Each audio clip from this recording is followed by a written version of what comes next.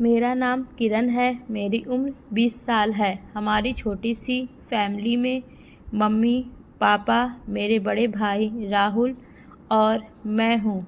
हम पहले उत्तराखंड में रहते थे, लेकिन पापा की सरकारी नौकरी के कारण हमें अक्सर नए शहरों में जाना पड़ता था।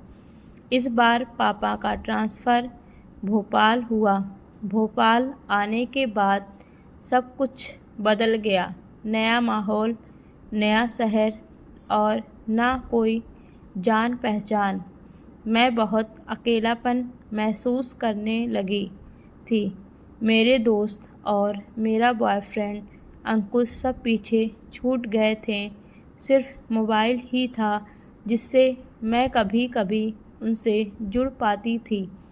पापा एक ऊंचे पद पर थे और उनके घर में अक्सर लोग आते जाते रहते थे। वो घर पर ही बैठकर ड्रिंक करते थे। एक शाम ठंडी हवा चल रही थी। मैंने गुलाबी सूती कुर्ता पहना हुआ था। नहाकर बाहर आई तो खुद को पहले से ज़्यादा निखरी हुई महसूस कर रही थी। तभी डोरबेल बजी। दरवाज़ा खोला तो एक अजनबी खड़ा था, करीब 45 साल का। आँखों में अजीब सी चमक, मुस्कान में कुछ रहस्य था। बेटी, तुम्हारे पापा हैं क्या घर पर? जी अंकल, हैं। आप कौन? प्रमोद नाम है मेरा। उनसे मिलना है। मैंने पापा को आवाज़ दी और उन्होंने कहा, अरे प्रमोद, अंदर बुलाओ उसे। मैंने उस आदमी को अंदर बुलाया, लेकिन जैसे ही वह ड्राइंग रूम में घुसा, मेरी नज़र उसके अजीब बर्ताव पर टिक गई। वह पापा से बात करता हुआ बार बार मेरी ओर देखता रहा। कुछ देर बाद पापा ने कहा, किरण, इन्हें ऊपर वाले कमरे में बैठा दो, मैं अभी आता हूँ। मैंने उन्हें ऊपर ले जाकर बैठाया और नीचे आ गई। थोड़ी देर बाद पापा ने गिलास और पानी मंगवाया।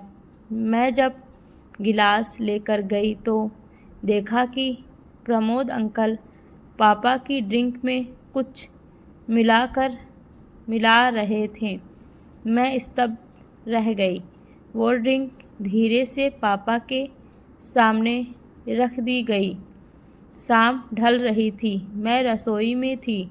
तभी पीछे से आवाज़ आई, किरण, नमक कहाँ रखा है?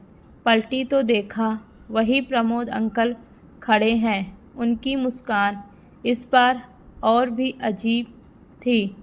आप बाहर जाइए अंकल, मैं खाना बना रही हूँ। इतना गुस्सा क्यों? तुम बहुत प्यारी लड़की हो और अकेली भी। मैंने गुस्से में कहा। बस कीजिए अंकल, बाहर जाइए, वरना पापा को बुला रही हूँ। अरे पापा तो अब सो रहे हैं, उन्होंने धीमी आवाज़ में कहा। मैंने बस थोड़ी मदद की है उन्हें आराम देने में। अब यहाँ सिर्फ मैं और तुम हो। मैं काँप उठी, दौड़कर ऊपर गई। पापा बेहोश थे। प्रमोद वहीं बैठा था। मुझे भागना था। जैसे ही दरवाजे की तरफ बढ़ी, उसने रास्ता रोक लिया। कहाँ जा रही हो किरण? आप हटिए, मैंने चिल्लाते हुए कहा, लेकिन वो दरवाज़ा बंद कर चुका था। मेरा दिल ज़ोर-ज़ोर से धड़कने लगा। मैंने दौड़कर एक कमरे में खुद को बंद कर लिया और खिड़की से चिल्लाने लगी, कोई है? मदद करो। नीचे से आवाज़ आई, कौन है बेटी? क्या हुआ?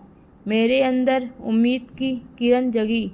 मैंने चिल्लाकर कहा, ऊपर आइए, मेरी मदद कीजिए। पड़ोसी ऊपर दौड़े चले आए।